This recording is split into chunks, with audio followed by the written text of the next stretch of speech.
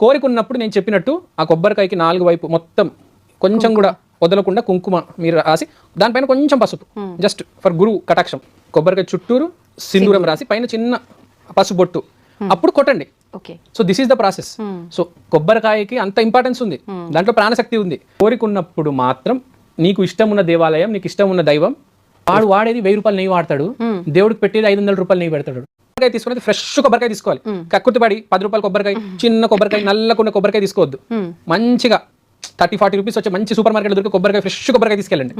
దేవుడికి ఇచ్చేది top quality ఇవ్వాలి. అప్పుడు ఆ కొబ్బరికాయ కొట్టండి, చాలా మంచిది, అద్భుతాలు జరుగుతాయి. చూడండి ఎంతవరకు తీసుకెళ్లాలో దేవుడు దానికన్నా ఒక 10 మెట్లు ముందే మిమ్మల్ని ఎక్కిస్తాడు. నువ్వు ఏమి ఇస్తావో నీకు అదే తిరిగి వస్తుంది. ఇప్పుడు ఇవాళ పొద్దున వెళ్ళాను కొబ్బరికాయ కొట్టాను, అది కులిపోయింది, వచ్చింది, నల్లగా ఉంది. సో ఈ రోజు బాగుండదు.